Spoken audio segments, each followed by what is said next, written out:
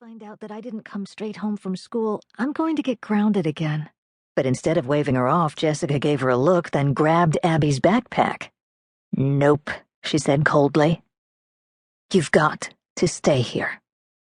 Jess, I've got to go. Stay. Relax. Come on, hand it over. How about you come and get it? Jessica said with a grin. Tired of the game, Abby reached out, but as soon as she did, Jessica turned and threw the backpack behind her, hard.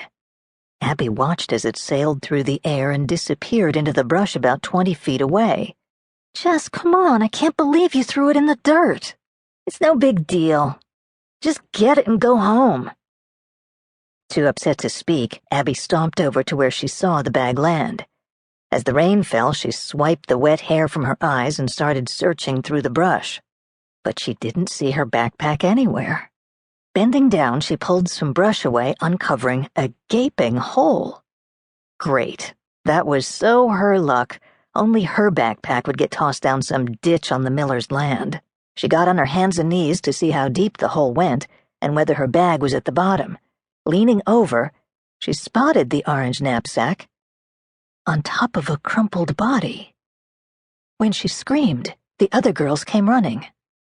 And then the three of them just stood there, staring at her orange backpack and a dead Amish guy in a hole, under a pile of brush, in the middle of the miller's farm, where they never should have been in the first place. Deputy Sheriff Mose Kramer wearily pulled off of Turkey Knob Road and made a left onto Ford's Ferry.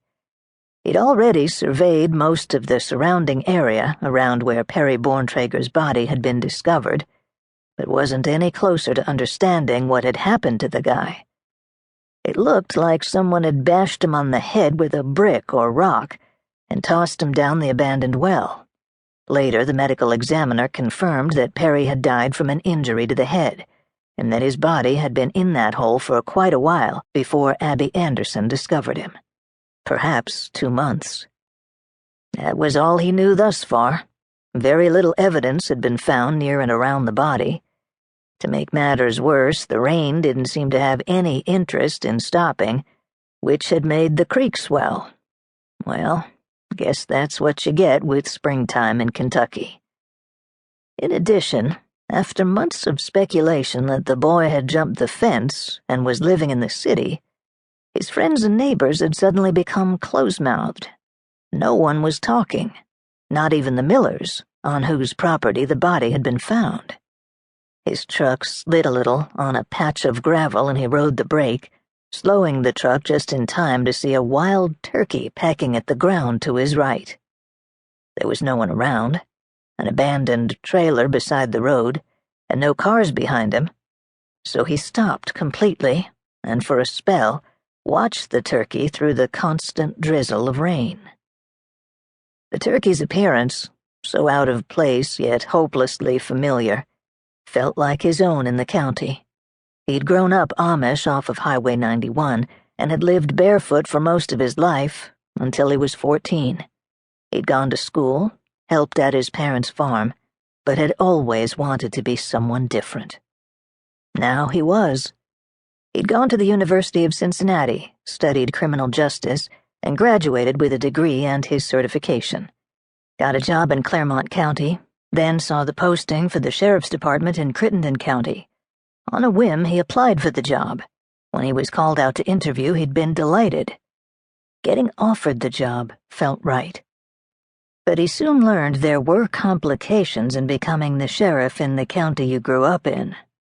He knew too many people, knew too many stories, was too entrenched with the rhythms of life around the town of Marion. It was obvious they were counting on that too. People were keeping secrets. Maybe they felt guilty. They'd all assumed the worst when Perry first disappeared, jumping to the conclusion that he'd given up their way of life. All Mose knew was he needed help.